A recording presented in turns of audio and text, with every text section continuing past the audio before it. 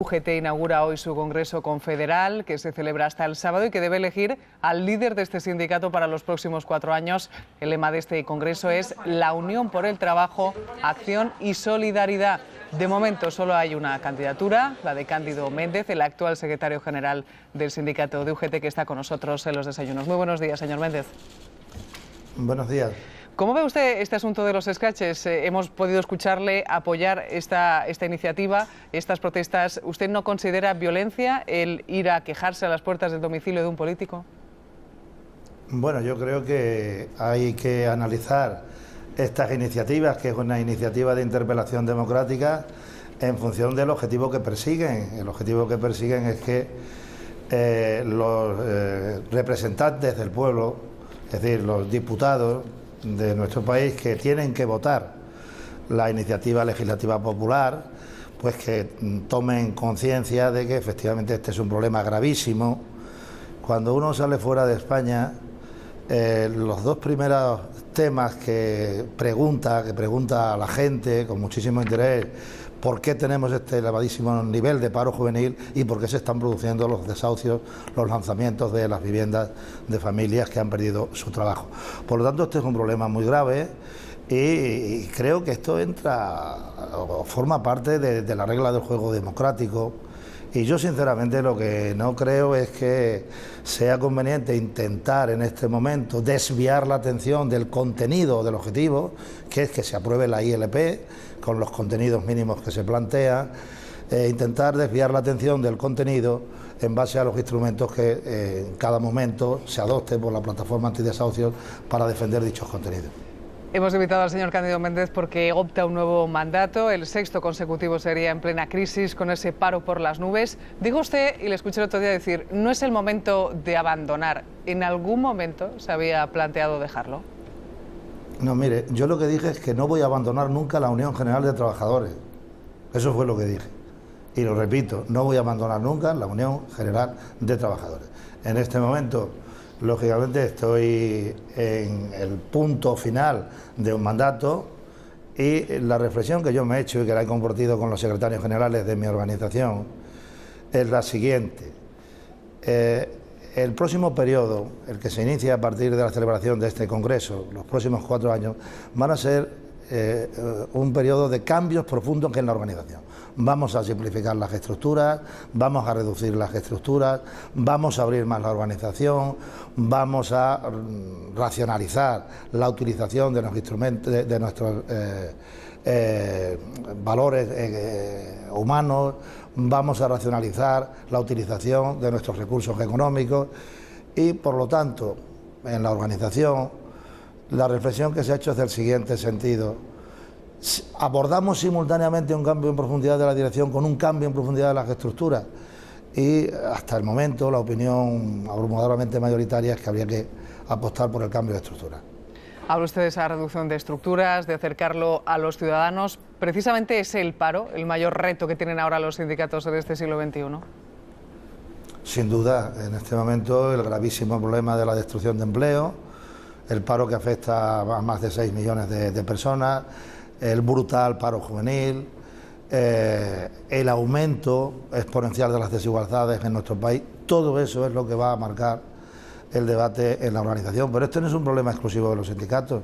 Creo que esa debe ser la prioridad absoluta de sindicatos, patronales, gobiernos y cualquier tipo de institución que tenga alguna responsabilidad en sacar adelante a nuestro país. ¿Qué tal están las relaciones de UGT con el Gobierno? UGT y Comisiones Obreras, pero en su caso UGT, ¿cómo están las relaciones?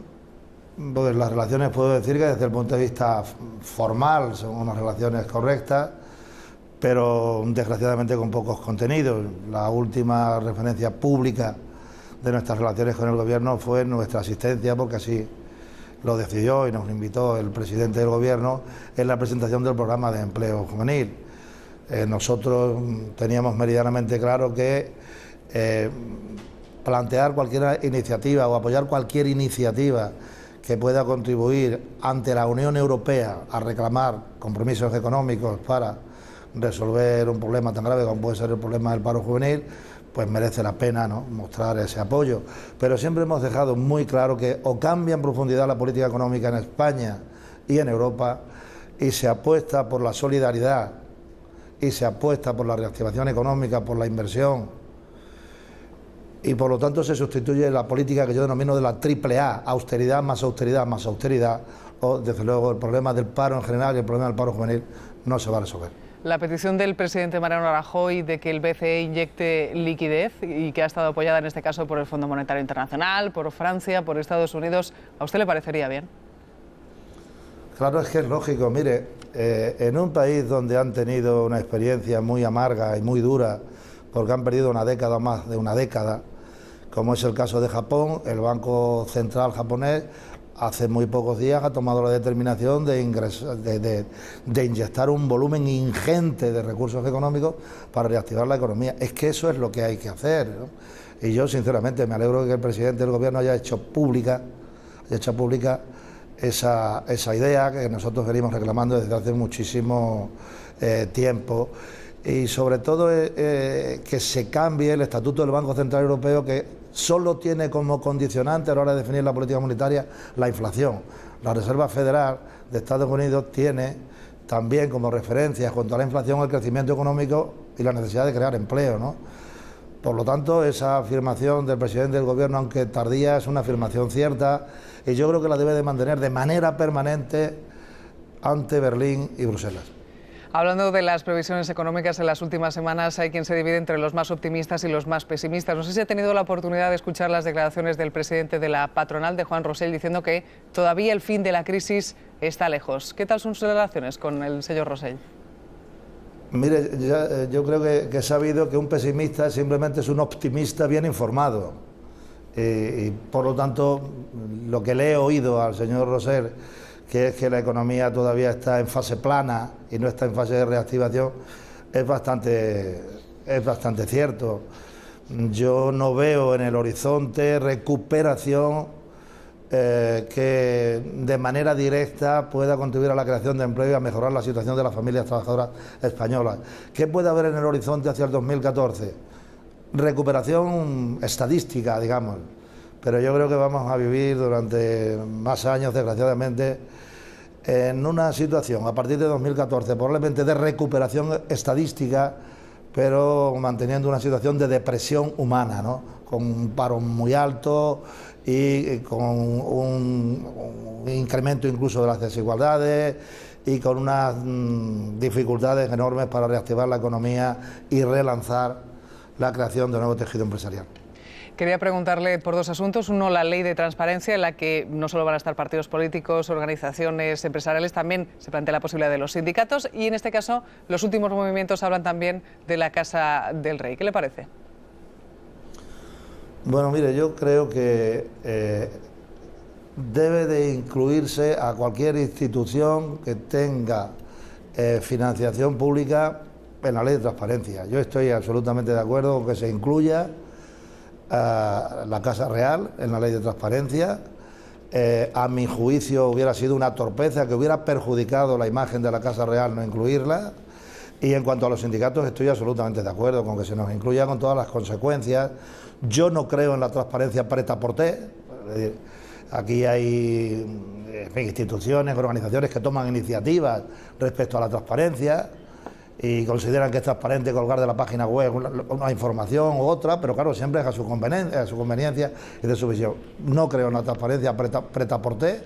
La transparencia tiene que estar enmarcada en una ley, que las reglas de juego sean claras y todos las debemos de cumplir.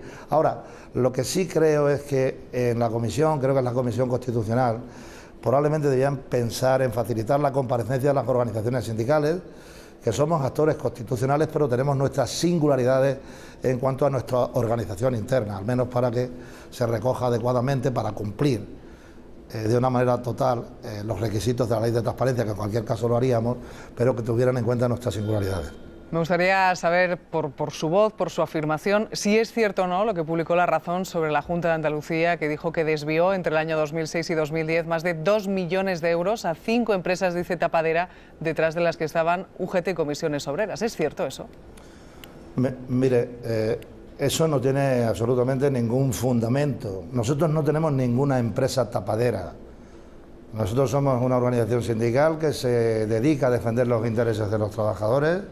Nuestra relación con las empresas está en función de la defensa del empleo, de la defensa del salario. Si hay un expediente de extinción de las relaciones laborales, lo que procuramos es asesorar a todos los trabajadores afiliados y no afiliados para que puedan acceder a un mecanismo no traumático de rescisión de ese contrato a través de una prejubilación, a través de jubilaciones anticipadas. Y ahí aportamos lo mejor de nuestros esfuerzos, las organizaciones, y luego tenemos entidades especializadas desde el punto de vista económico y técnico actuarial para desarrollar una labor que obligadamente hay que hacer, que evidentemente cuando se contrata una póliza de seguro de rentas, pues hay que comprobar si esa póliza de seguro de renta corresponde exactamente con las rentas que debe de percibir el trabajador en el periodo que media entre la pérdida de su puesto de trabajo y el acceso a la jubilación ordinaria pública. Así que esas informaciones, a mi juicio, carecen de fundamento. Pues agradecemos a Cándido Méndez sus explicaciones, decirle que vamos a seguir con muchísima atención lo que dé de sí ese Congreso que puede darle la reelección en un tiempos de crisis y con el paro por las nubes, como decíamos. Señor Cándido Méndez, muchísimas gracias. Muchísimas gracias, se lo agradezco profundamente. Este asunto de los scratches, hemos podido escucharle apoyar esta iniciativa, estas protestas. ¿Usted no considera violencia el ir a quejarse a las puertas del domicilio de un político? Bueno, yo creo que hay que analizar estas iniciativas, que es una iniciativa de interpelación democrática, en función del objetivo que persiguen. El objetivo que persiguen es que por qué tenemos este elevadísimo nivel de paro juvenil y por qué se están produciendo los desahucios, los lanzamientos de las viviendas de familias que han perdido su trabajo. Por lo tanto, este es un problema muy grave y creo que esto forma parte de la regla del juego democrático.